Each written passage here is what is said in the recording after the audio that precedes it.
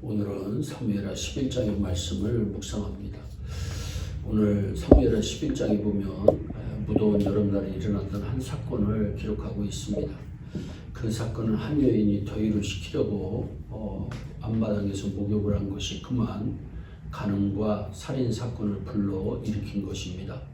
당시 이스라엘 왕이었던 다윗은 전쟁을 군대 장관이던 요압에게 일임하고 자신은 왕궁이 있는 예루살렘에 머물러 있었습니다. 그러던 여름의 어느 날 다윗은 한가롭게 낮잠을 잔 후 바람을 쐬기 위해 옥상에 올라갑니다. 그때 목욕을 하는 한 여인을 발견하게 되었는데 이 여인이 다윗이 보기에 너무 아름다웠습니다. 그래서 이 여인에 대해 알아보니 이 여인은 우리아라고 하는 사람의 아내 밧세바라고 하는 여인이었습니다. 그리고 우리아는 이스라엘의 용맹스러운 장수로 지금도 전쟁터에 첨가하고 있는 중이었습니다. 결국 이 여인에 대한 음욕을 품은 다윗은 그녀를 불러다가 잠자리를 같이 했고 밧세바는 임신을 하게 되었습니다. 그러자 다윗은 자기 죄를 숨기기 위해서 우리아에게 특별 휴가를 줍니다. 그 이유는 밧세바가 가진 아이가 우리아의 아이인 것처럼 꾸미기 위한 것이었습니다. 그런데 문제는 휴가를 나온 우리아가 집에는 가지 않고 왕궁의 문간에서 문지기들과 함께 지내는 것입니다.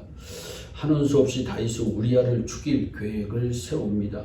그래서 요압에게 우리아를 전투가 가장 치열한 곳에 배치하고는 갑자기 다른 군인들을 후퇴시켜 결국 우리아 혼자 싸우다가 전사하게 만듭니다.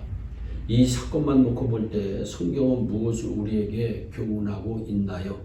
믿음이 좋은 다윗이 이처럼 엄청난 죄를 지은 것은 사람이 늘 믿음이 좋은 것은 아니라고 하는 사실을 교훈하고 있습니다.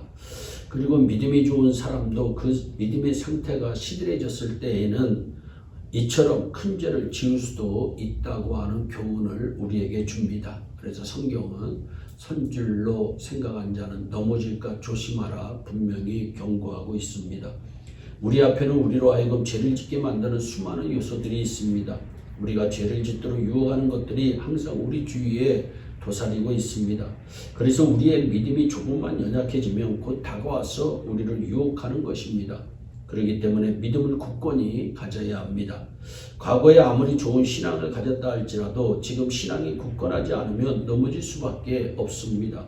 그리고 유혹에 넘어갔을 때 그 결과는 다윗처럼 비참해지는 것입니다. 우리는 다윗이 겪었던 이 사건을 통해서 몇 가지 신앙의 교훈을 역시 받을 수 있습니다. 신앙이 느슨해지면 죄를 짓게 되는 유혹이 따른다고 하는 사실입니다. 다윗이 이전에 사울을 피하여 그 어려운 도피 생활을 할 때에도 결코 범죄하지 않았었는데 이제 평안히 궁궐에 거하며 긴장을 풀 수 있게 되자 그만 범죄하고 말았던 것입니다. 그리고 죄는 점점 더 자신을 더 큰 죄로 몰아갑니다. 자신의 죄를 은폐하기 위해 무고한 우리아를 죽입니다. 마지막으로 사무엘하 11장 27절에 다윗의 행위가 여호와 보시기에 악하였더라 분명히 결론 내리고 있습니다. 믿음이 좋던 다윗이 그래서 하나님 마음에 합한 자라고까지 칭찬을 듣던 다윗이 어떻게 이런 일을 벌일 수 있었을까요? 사람은 경제적으로 여유가 생기고 무료한 시간들이 많게 되면 쓸데없는 생각들을 하기가 쉽습니다. 또 혼자 있을 때도 그렇습니다. 그리고 다윗이 절제하지 못하고 범죄한 것은 하나님의 말씀을 가벼이 여긴 까닭입니다. 그런데 더 큰 문제는 자신의 신앙이 느슨해졌다는 것을 다윗 스스로가 알아차리지 못했다는 사실입니다. 교만은 사람을 넘어뜨리는 가장 무서운 무기입니다. 우리는 교만해서는 안 되는 것입니다. 그러기에 아직도 전쟁이 진행되고 있는 위급한 상황인데도 하나님을 의지하기보다는 군사력을 믿고 다윗 스스로 한가롭게 낮잠 자고 지내고 있었던 것입니다. 믿음이 좋을 때는 웬만한 유혹주면 거뜬히 물리칠 수 있습니다. 마치 제방이 튼튼한 경우 홍수가 나도 그다지 염려할 필요가 없습니다. 그 심령이 강건하면 죄 지을 염려가 줄어듭니다. 하지만 지금의 다윗은 기도하는 시간보다 낮잠 자는 시간이 더 많았습니다. 기도해야 할 사람들이 기도하지 않고 다른 자리에 있다는 것은 다윗과 같이 잘못된 길을 걷고 있는 것입니다. 요즘 사는 것이 좋아지다 보니 예전처럼 뜨겁게 신앙생활을 안 하게 된다는 이야기 참 많이 듣습니다.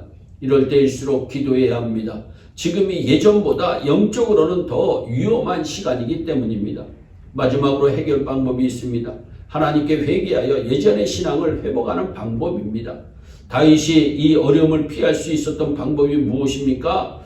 자신에게 주어진 권력으로 자신의 죄를 해결할 수 있었습니까? 아닙니다. 하나님께 회개하는 방법밖에 없습니다.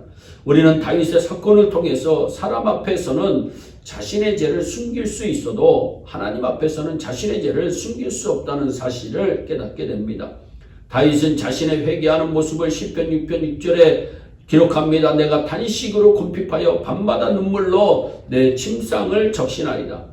자신의 지은 죄로 인해 다윗은 수척해졌고 그 몸의 진액이 말랐다고 말합니다. 하나님은 다윗이 회개하기를 원하셨습니다. 오늘 자신의 심령 상태를 잘 점검할 수 있기를 바랍니다. 다윗처럼 큰 죄를 짓기 전에 자신의 믿음을 점검해야 합니다. 우리의 심령이 시들어가고 있다면 속히 주님의 치유하시는 능력으로 영적인 건강을 회복해야 합니다. 우리의 약해진 기도가, 약해진 찬양의 목소리가, 약해진 신앙의 모습이 다시는 가다듬어지는 귀한 시간이 되기를 진심으로 축복합니다.